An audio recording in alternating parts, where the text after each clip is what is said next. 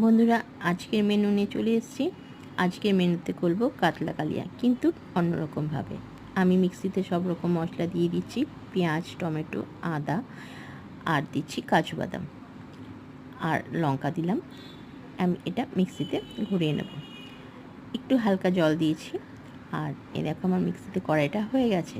আর এবার আমি কাতলা মাছগুলোকে সব ভালো করে মাখিয়ে নেব। আমি কাতলা মাছগুলোকে জল ঝরিয়ে রেখেছি।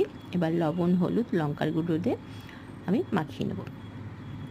আজকে কাতলা মাছের পিসগুলো অনেক বড় ছিল, কিন্তু পেটি মাছ ছিল না। মাখানো হয়ে গেছে। এবার তেলটা আমি গরম করতে বসিয়ে দিয়েছিলাম। এবার মাছগুলো একে একে ছেড়ে দিচ্ছি। আমি কিন্তু খুব কড়া করেও ভাজবো না, আবার একদম হালকা ভাজবো না, মিডিয়াম ভাজবো। এই দেখো এক পিঠ হয়ে গেছে। এবার আমি মাছগুলো একটা একটা করে তুলে নেব। তুলে নেওয়ার পরে আমি এটা ভালো করে আবার কষিয়ে রান্না করব।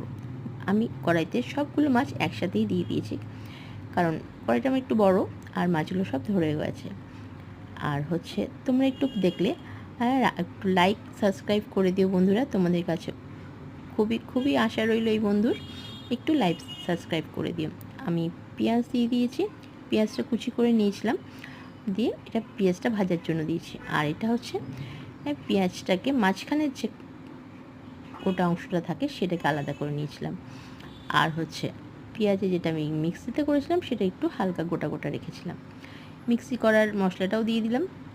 পেঁয়াজটা ভাজা ভাজা হয়ে যাওয়ার পরে এবার আমি এটা ভালো করে নাড়িয়ে নেব। এর মধ্যে হলুদ লবণ অলরেডি দেওয়া আছে, এটা কষতে দেবো। বেশিক্ষণ কষতে লাগবে না। এই দেখো তেল ছেড়ে গেছে, আর ভালো করে কষাও হয়ে গেছে, নরমও হয়ে গেছে, আর কী সুন্দর একদম গলে গেছে। এবার মিক্সি ধোয়া জলটা আমি দিয়ে দিলাম। আমি কিন্তু এক্সট্রা কোনো লঙ্কার গুঁড়ো ইউজ করিনি, শুধু মাছ ভাজার জন্য যেটা লঙ্কার গুঁড়ো ইউজ করেছিলাম সেইটুকুনি। এই দেখো আমার জলটা কিন্তু ঝোলের গরম হয়ে গেছে, সাইড দিয়ে ফুটতে আরম্ভ করে দিয়েছে। এই অবস্থায় আমি মাছ ছেড়ে দিলাম। আর দেখো মাছ ছাড়তে ছাড়তেই অলরেডি ফুটতেও আরম্ভ করে দিয়েছে, তাই জন্য অসুবিধা হয় না। এই দেখো এবার ঢেকে দিলাম, আর হয়ে গেল। কালারটা কেমন এসছে বলো বন্ধুরা। তোমরা এরকম করে কে কে খেয়েছো অবশ্যই জানিও। আর আমি এবার ভাতের সাথে এটা বেড়ে নেব, যেহেতু আমার মাছের ঝোলটা করা হয়ে গেছে কাতলা কালিয়া। আর কেমন